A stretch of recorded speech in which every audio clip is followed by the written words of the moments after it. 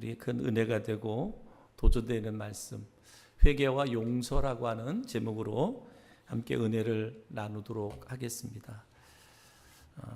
여러분, 인생이라고 하는 것은 하나님과 사람들을 대하는 태도다, 이렇게 말할 수도 있어요. 인생을 여러 가지로 이야기할 수 있지만 하나님과 사람을 대하는 태도. 그러면 신앙생활이란 뭘까? 하나님을 믿는 자로 하나님을 예비하며 성도들과 더불어 살아가는 것, 이것을 우리가 신앙생활이라 말할 수 있습니다. 신앙생활도 여러 가지로 표현할 수 있겠지만 하나님을 믿는 자들이 하나님을 예비하며 성도들, 공동체 지체들과 더불어 살아가는 것, 이것을 우리는 신앙생활이라고 말할 수 있습니다.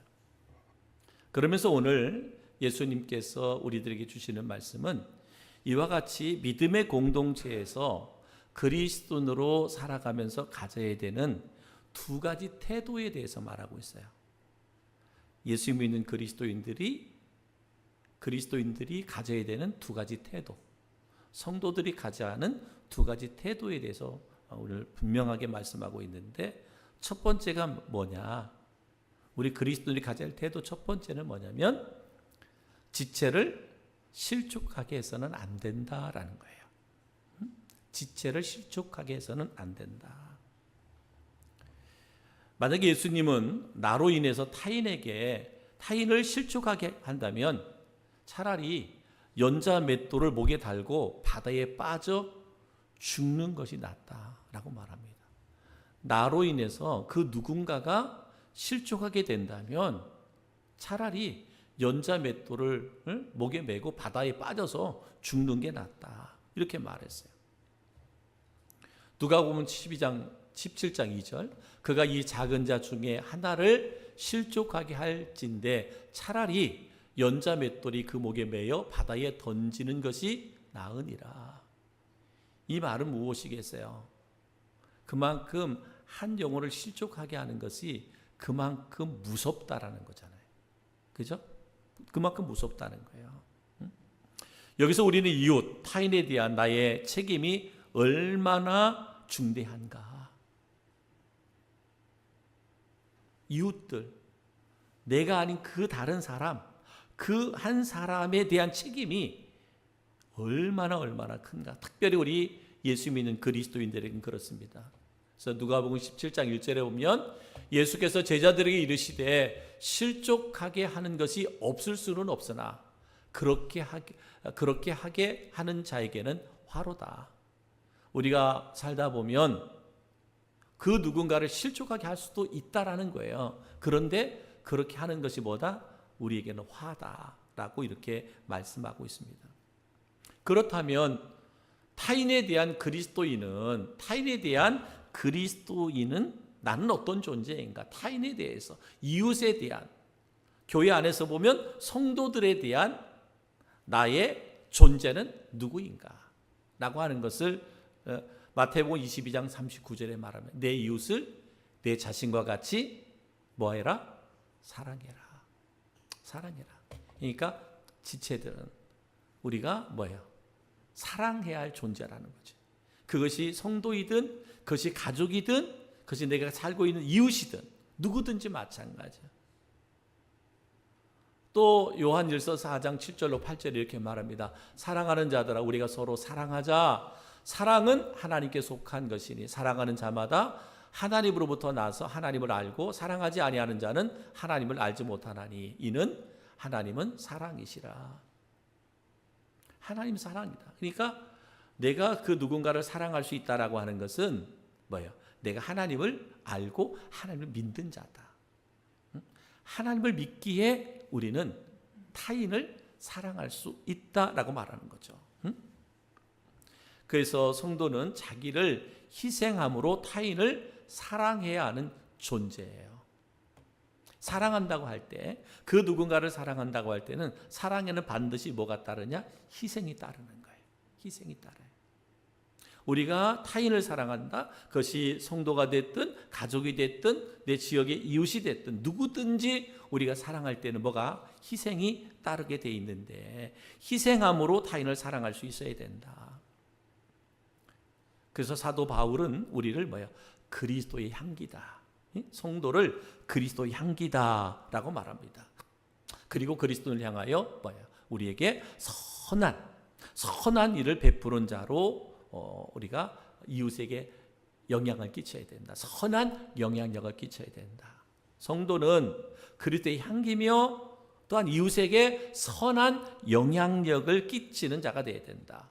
고린도 후서 2장 15절에 이렇게 말합니다. 우리는 구원받은 자들에게나 망하는 자들에게나 하나님 앞에서 그리스도의 향기니. 여러분, 예수 믿는 사람이나 안 믿는 사람 모든 사람들에게 그리스도의 향기다. 그러니까 뭐예요? 나의 삶을 통해서 누가? 그리스도가 나타나야 된다는 거예요. 나가 아니라, 내가 아니라 나에게서 누가? 그리스도가 나타날 수 있어야 된다. 이게 뭐예요? 그리스도의 향기다. 에베소서 2장 10절에 보면 이렇게 말합니다. 우리는 그가 만드신 바라 그리스도 예수 안에서 선한 일을 위하여 지으심을 받은 자니 이 일은 하나님이 전에 예비하사 우리로 그 가운데서 행하게 하려 하심이니라. 선한 일이에요. 선한 일. 선한 일을 다르게 표현하면 하나님이 기뻐하는 일. 하나님이 기뻐하는 일을 위하여 지으심을 받은 자라는 거예요. 그럼 하나님이 기뻐하는, 하나님이 사랑이시라 그랬잖아요. 하나님 모든 사람을 사랑하니 얼만큼? 아들을 희생할 만큼, 아들을 십자가에 내어줄 만큼 우리를 사랑하셨잖아요. 그렇기 때문에 오늘 우리는 뭐예요? 그리스도의 향기가 되고 선한 일을 베푸는 이웃이 되어야 된다라고 말씀하고 있습니다. 그래서 우리가 그리스도인들이 선한 영향력을 미치지 아니할 때 그는 이미 그리스도인이 아니다. 이렇게 말해요. 선한 영향력을 끼치지 못한다면 그는 그리스도가 아니다. 그리스도인이 아니다라고 이렇게 말할 정도로. 그렇죠? 여러분, 그리스도인 나는 나를 통해서 그리스도의 향기가 나타나야 되고 하나님이 기뻐하는 이웃을 사랑하는 선한 영향력을 끼칠 수 있는 그런 우리 성도들 되기를 주님의 이름으로 축복합니다. 주를 위하여 산다고 하면서 때로는 거룩한 공동체 내에서 지체들 간에 서로 상처를 주는 그런 경우가 있어서는 안 된다. 우리가 자주 이야기하잖아요. 많은 사람들이 교회 왔다가 상처받아서 실족한 사람들이 너무너무 많아요. 그죠? 여러분 주변에도 그럴 거예요. 교회 다니다가 교회 안 다니는 사람들 많아요. 근데 그들이 교회를 안 다닌 이유가 뭐냐? 교회에서 상처받아서 안 다니는 거거든요. 믿음이 안 생겨서 교회를 다녔는데 믿음이 안 생겨. 예수님에 대한 믿음이 안 생겨. 하나님에 대한 믿음이 안 생겨. 교회 내가 하나님이 이런 분인 줄 알고 예수님이 이런 분인 줄 알고 교회 왔는데 이거 알고 보니까 예수님이 그런 사람 아니네. 그런 분 아니네. 하나님이 그런 분 아니네. 그래 나 교회 안 가. 이런 사람은 거의 없어요. 거의 없어요. 근데 예수 믿으려고 교회 왔다가 교회 안에 믿음에 그 지체들 때문에 상처받아서 난 교회 안 가. 이런 사람들이 너무나 많아요. 여러분 전도하다 보면 그런 사람 너무나 많아요. 교회만 안 가면 괜찮아요. 그들이 다 교회 안티가 돼가지고 믿는 사람들을 대적하고 막 핍박하고 조롱하고 멸시하고 이런 경우가 많잖아요. 여러분 우리가 나는 주를 위해서 산다고 말로 입술로 고백하면서 거룩한 공동체 내에서 지체들에게 상처를 주거나 아픔을 주거나 그러면 안 된다라고 하는 거죠. 그래서 어떠한 경우에도 지나친 말과 행동으로 인해서 지체들을 실족하게 해서는 안 됩니다. 하고 싶은 말이 있어도 내가 이렇게 그 하고 싶은 행동이 있어도 혹 이것으로 인해서 누군가가 상처를 받거나 누군가가 이걸로 인하여 실족하게 될 수도 있다라고 생각하면 내가 하고 싶은 말을 자제해야 되죠. 내가 하고 싶은 행동도 자제해야 된다. 그러니 여러분 예수님께서 얼마나 이게 심각하면 차라리 실족하게 하는 것보다 누군가를 실족하게 하는 것보다 네 스스로 연자맷돌 메고 바다에 빠져 죽는 게 낫다. 얼마나, 그죠? 한 영혼을 실족하게 하는 건, 한 영혼을 실족하게 하는 건 둘 다 죽는 거나 마찬가지라는 것이라고 표현할 수 있어요. 너도 죽고 실족하게 한 사람도 죽는 거예요. 차라리 그냥 니나 죽어라. 예수님이 그렇게 표현한 건 아니에요. 그냥 그만큼 실족하게 하는 것이 우리 그리스도인에게서 해서는 안 되는, 그렇죠? 좋지 않은 행동이다라고 하는 것이죠. 성도들은 공동체 안에서 절대로 다른 지체들을 실족하게 해서는 안 되는데, 특별히 여러분, 내가 교회에서 리더라 위치에 있다는 사람들, 내가 리더다, 때로는 직분자다라고 하는 분들은 말과 행동에 더더욱 신중을 해야 돼요. 교회에서 나름대로 열심히, 내가 더 열심히 봉사하고 헌신하고 일한다고 하는 분들, 그죠? 그런 분들은 더 말과 행동에 더욱 신중해야 되는 거예요. 다른 사람들을 가르쳐 영적으로 유익을 주고자 하다가 말과 행동에서 실수하여 다른 사람을 실족하게 할 수도 있기 때문에 그렇습니다.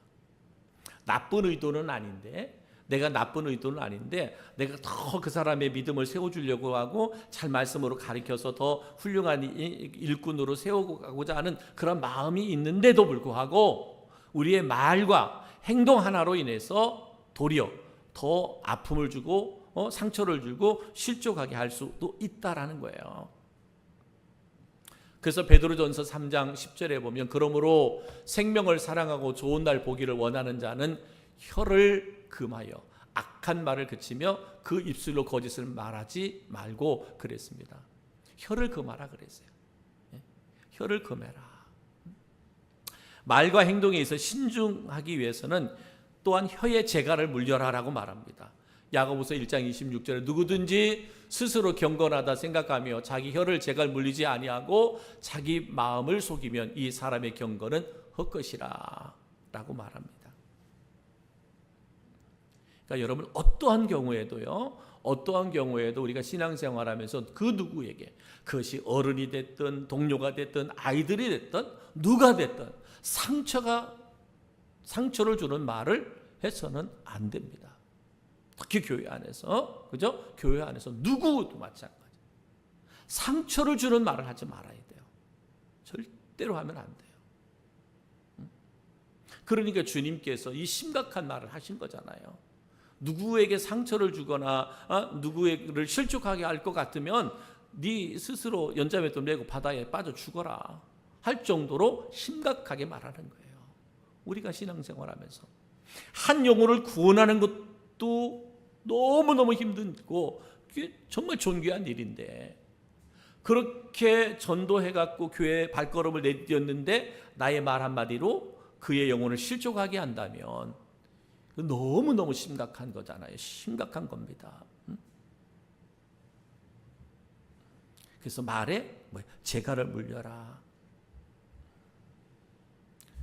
항상 우리는요, 또 교회 안에 리더들은, 또 일꾼들은 우리가 불성실해서 말은 잘하고 해야 할 것들을 하지 않는다면 다른 사람들을 실족하게 할 수도 있는 거예요. 내 입술로 상처가 되는 말을 한 것은 아니에요.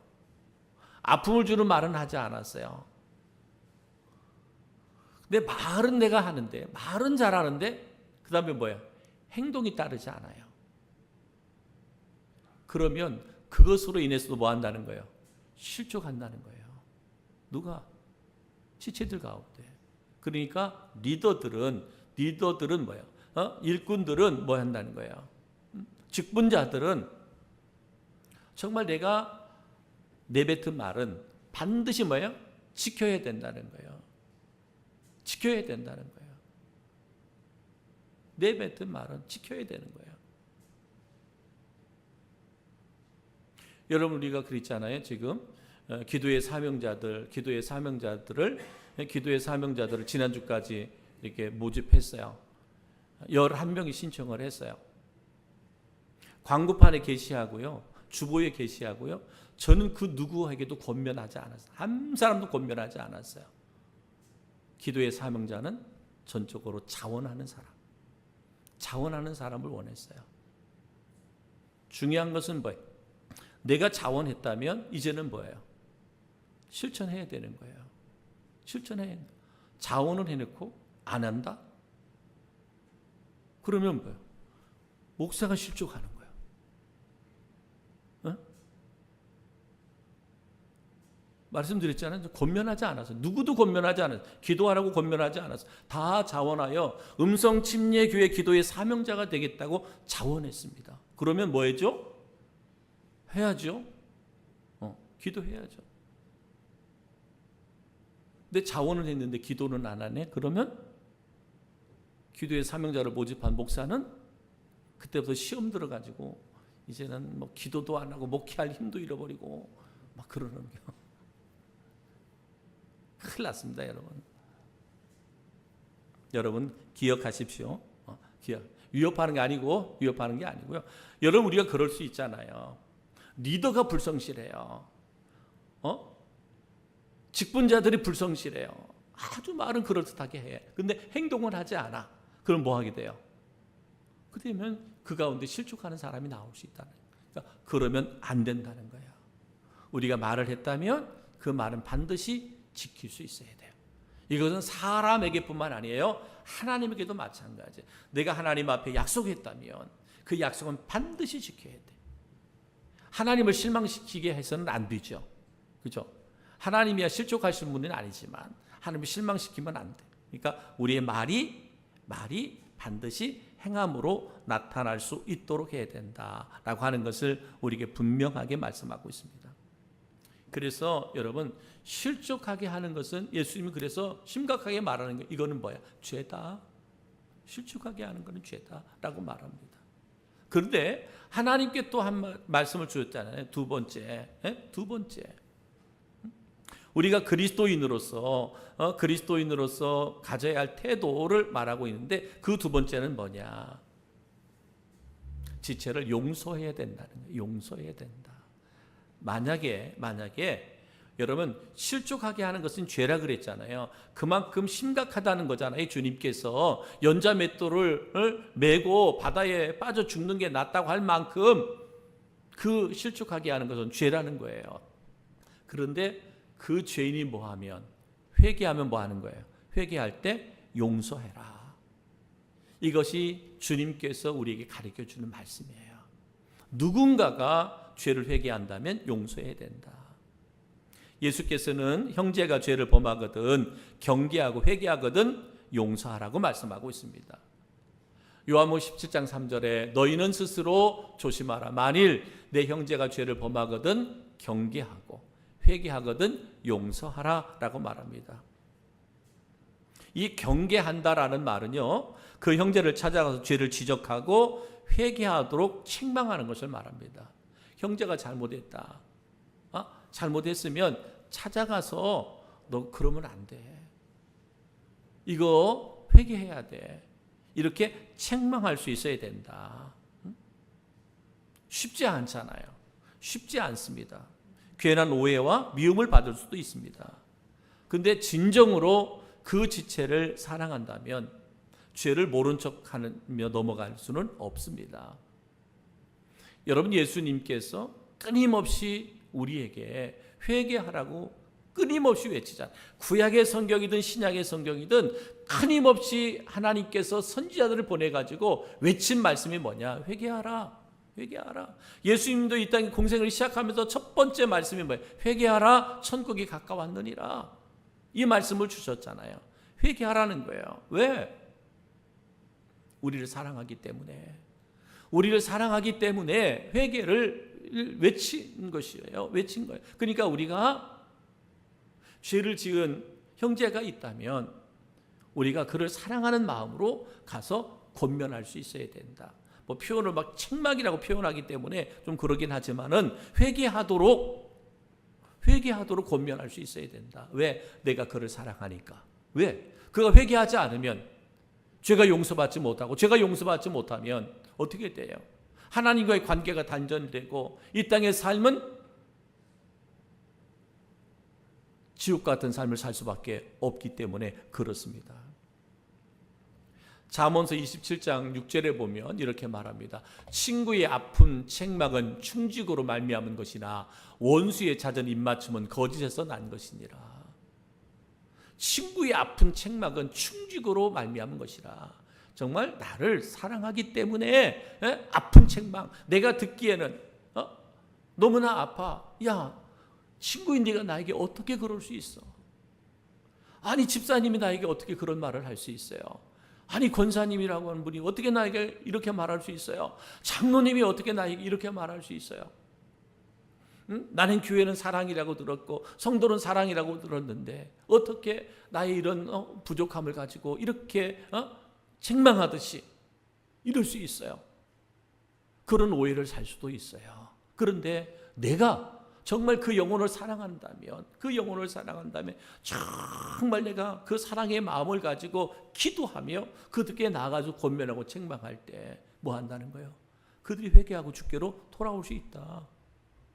그랬잖아요. 친구의 아픈 책망은 충직으로 말미암은 것이지만 원수의 잦은 입맞춤은 거짓에서 난다. 괜찮아. 뭐 요즘에 다 신앙생활 그렇게 하는 건데 뭐. 이 정도만 해도 잘하는 거야. 다 하나님도 이해하셔? 여러분, 듣기 좋은 말로 세워주는 것 같지만, 그들의 영혼을 세워주는 것 같지만 결국은 뭐예요? 세워주는 게 아니잖아요. 결국은 그 영혼을 망하게 하는 거잖아요. 근데 분명한 것은 뭐예요? 이런 권면을 하려면, 책망을 하려면 아까 말씀드린 것처럼 정말 그를 사랑하는 마음을 가질 수 있어야 되고, 그리고 내가 그것을 위해서 정말 기도하셔야 돼. 그리고 내 안에 하나님의 영으로 충만해 있어야 돼요. 그렇지 않고 도리어 내가 여기 말씀대로 경계한다 해서 권면하고 책망한다고 해서 하는 것이 결국은 내가 영적으로 나도 공고해져 있어요. 내가 그를 사랑할 만큼 그렇게 찾아가서 권면하고 경계할 만큼의 그러한 사랑의 마음도 있지 않아요. 그러면 뭐예요? 그게 뭐예요? 판단이 되고 정죄가 되는 거예요. 그러다 보니까 뭐예요? 도리어 그 권면과 경계가 그의 아픔과 상처가 되고 실족감이 될 수도 있다라는 거예요. 그러나 분명한 것은 우리가 그 마음을 가지고 나아가서 행할 때 하나님이 일하시고 하나님이 역사하시는 거예요. 영혼을 만져주시고 영혼을 회복하게 하시고 회개의 마음을 주시는 것은 누가? 주님이 하시는 거죠. 하나님이 하시는 거죠. 그렇기 때문에 그런 권면을 해야 할 우리들 또한 그러한 믿음과 영으로 충만함이 있어야 된다라고 말씀하고 있습니다. 그래서 그들이 회개하는 지체는 뭐 해야 된다? 용서해야 된다. 용서해야 된다. 누구든지 그리스도 안에서 회개한다면 새로운 삶을 꿈꾸고 새 인생을 펼칠 수 있도록 하는 겁니다. 그래서 기독교는 바로 이러한 복음의 능력이 나타나는 거룩한 공동체, 사랑의 공동체라고 우리가 말할 수 있습니다. 또 중요한 것은 그렇습니다. 형제가 우리에게 범죄했을 때 아무도 모르게 그와 단둘이 만나 그 형제의 잘못을 지적하고 그가 회개하여 하면 용서함을 받도록 해야 된다. 마태복음 18장 15절에 내 형제가 죄를 범하거든 가서 너와 그 사람과만 상대하여 권고하라. 만일 들으면 내가 내 형제를 얻은 것이요 라고 말합니다. 누군가를 찾아가 권면하고 때로는 경계할 때에 떠버리듯이 그러면 안 되는 거예요. 그러면 안 되는 거예요. 어떻게 해야 돼요? 어떻게 해야 돼요? 정말 은밀하게 찾아가서 그 사람과 상대하여 권고해라. 만일 들으면 내가 내 형제를 얻은 것이 된다라고 말씀하고 있습니다. 그렇기 때문에 우리가 권면이나 경계는 뭐예요? 사랑을 바탕으로 해야 돼요. 그리스도의 마음, 하나님의 마음으로 사랑을 바탕으로 해야 됩니다. 그러니까 사랑이 없는 권면은 뭐예요? 사랑이 없는 권면은 이거 심판이에요. 정죄가 되는 거예요. 정죄가 돼요. 그러니까 여러분 우리가 때로는 교회 안에서 누군가에 의해서 권면한다고 해주고 경계한다고 하는데 그것이 도리어 더 상처를 키우는 경우가 많아요.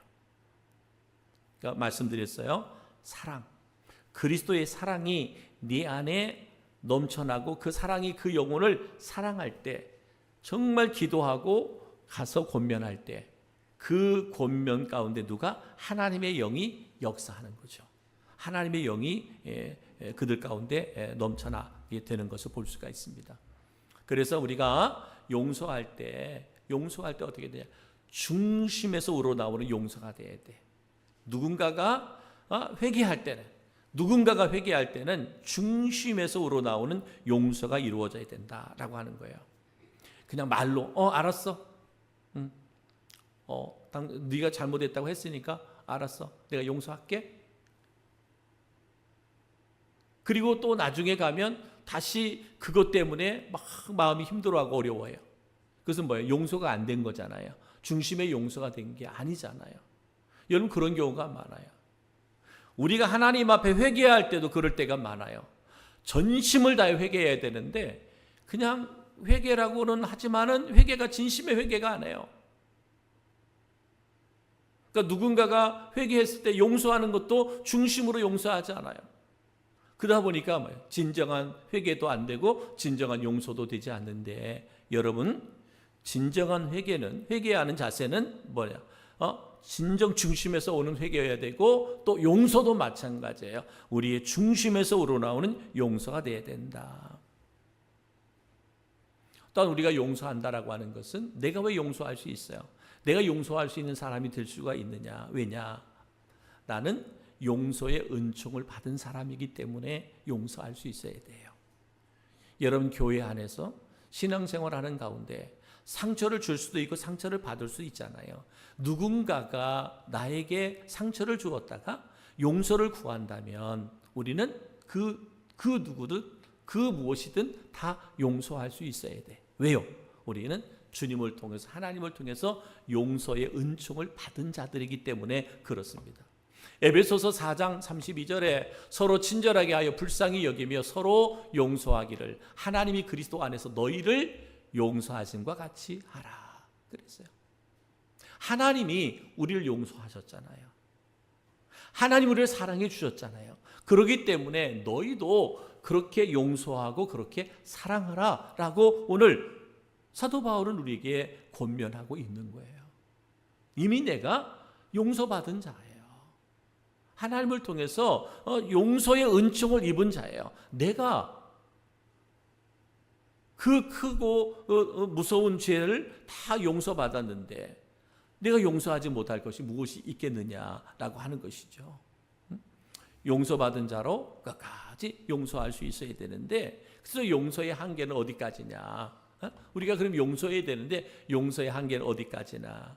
누가복음 17장 4절에 만일 하루에 7번이라도 내게 죄를 짓고 7번 내게 돌아와 내가 회개하였노라 하거든 너는 용서하라 하시니라. 이렇게 하루에 7번이라도 찾아와서 용서를 구하면 뭐래? 용서해 줘라 라고 말합니다. 근데 여러분, 마태복음 18장에는 이렇게 말씀합니다. 마태복음 18장 21절 1절 22절 그때 베드로가 나와 이르되 주여 형제가 내게 죄를 범하면 몇 번이나 용서하여 주리이까? 7번씩 하오리까? 예수께서 이르시되 내게 이르노니 7번뿐만 아니라 7번을 70번까지라도 할지니라 라고 말합니다. 용서를 하되 7번을 하는 것으로 끝나는 게 아니라 7번을 70번이나 용서해라 그랬어요. 이것은 숫자의 개념이 아니에요. 7이라는 숫자는 유대인들에게는 완전 숫자입니다. 끝맺음의 숫자거든요. 그러니까 뭐예요? 형제를 용서하는 것은 끝없는 용서를 말하는 거예요. 몇 번 용서해 주는 것이 아니라 끝까지, 그가 회개한다면 끝까지 용서해 주는 것, 그것이 바로 그리스도의 용서라고 말할 수 있습니다. 사랑하는 성도 여러분, 오늘 예수님께서 우리 성도들을 향하여 주시는 말씀, 그리스도인 성도로 신앙생활하는 삶을 살아가는 성도의 태도 2가지에 대해서 말씀했어요. 첫 번째는 뭐다? 지체를 실족하게 해서는 안 된다. 말과 행동으로. 사랑하는 성도 여러분, 우리 교회는 사랑의 공동체라고 말합니다. 그러나 사랑의 공동체 안에 얼마나 많은 상처와 아픔을 가지고 살아가는 이들이 얼마나 많이 있는지 모릅니다. 사랑하는 성도 여러분, 오늘 말씀을 통해서 다시 한번 내 자신을 되돌아보면서 혹이라도 나로 인하여 그 누군가가 상처받을 사람이 있다면, 실족한 사람이 있다면, 여러분 먼저 이제 내가 그를 찾아가서 용서를 구하는 성도들이 되기를 주님의 이름으로 축복합니다. 내가 먼저 그리스도의 사랑을 받은 자잖아요. 용서의 긍휼을 받은 자들입니다. 실족하게 하지 말라 그랬어요. 말과 행동으로. 혹이라도 내가 그런 누군가를 실족하게 한 것이 있다면, 마음의 아픔과 상처를 준 자가 있다면 먼저 찾아가서 내가 용서를 구하십시오. 그것이 바로 참된 그리스도인의 삶입니다. 우리를 뭐라 그랬어요? 그리스도의 향기라고 말하잖아요. 나에게서 예수가, 그리스도가 나타나야 돼. 우리는 하나님의 선한 일을 위해서, 선한 영향력을 끼치기 위해서 존재하는 자들이잖아요. 하나님이 기뻐하는 일은 뭐예요? 사랑하는 거예요. 용서하는 거예요. 그리고 두 번째, 우리가 회개하면 뭐하라? 용서해라. 몇 번까지? 7번씩 70번까지 영원토록 끝까지 용서해줘라 라고 말씀하고 있습니다. 왜? 내가 하나님의 사랑, 하나님의 용서를 받은 자이기 때문에 그렇습니다.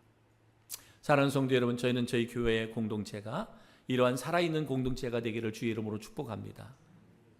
여러분, 한 사람 한 사람이 어떠한 믿음의 태도와 자세를 가지고 살아가느냐 하는 것이 얼마나 중요한지 몰라요. 여러분, 교회 안에서뿐만 아닙니다. 이제 2025년도 이제 얼마 남지 않았어요. 때로는 교회 안에서든, 여러분 가정 안에서든, 직장에서든, 사람과의 관계 속에서든, 혹이라도 나로 인해 누군가가 상처받은 분이 있다면 올해가 다가기 전에 먼저 찾아가서 용서를 구하십시오. 용서를 구하셔서 올 한 해가 다가기 전에 여러분의 영혼 가운데 여러분의 삶이 정결하게 되고 깨끗하게 되는 은혜가 있기를 주의 이름으로 축복합니다. 또한 내 마음속에 누군가를 용서하지 못해서 아직도 내 안에 분노가 가득한 사람이 있습니까? 용납하지 못해서 아직도 내 안에 그 미움이, 정죄함이 내 안에 아직도 존재하는 분이 있습니까? 올해가 다가기 전에 주님의 이름으로 모든 이들을 사랑하고 용서할 수 있는 우리 성도들이 되기를 주의 이름으로 축복합니다. 여러분, 이것이 바로 그리스도인의 삶이에요. 이것이 바로 성도의 삶이에요. 이 땅의 성탄이 무엇이에요? 2000년에 오신 예수님의 성탄을 맞이하고 준비하는 것, 화려하게 예수님의 오심을 화려하게 맞이하는 것, 이것만이 성탄이 아니잖아요. 용서받을 수 있고 용서할 수 있어서 한 영혼이 그리스도 안에서 바르게 세워질 수 있다면, 이것은 2000년 전에 이 땅에 오신 예수 그리스도의 오심의 목적이 바로 이루어지는 것이죠. 한 영혼이 구원받을 수 있다면, 한 영혼이 나로 인하여 새 생명을 얻을 수만 있다면, 이것은 연자맷돌을 메고 바다에 던지오는 삶이 아니라 영원한 하나님의 나라의 상급이 된다, 축복이 된다는 것 여러분 기억하시고, 오늘 회개와 용서라는 말씀을 마음에 새기고 늘 승리하는 우리 성도들 되기를 주님의 이름으로 축복합니다. 우리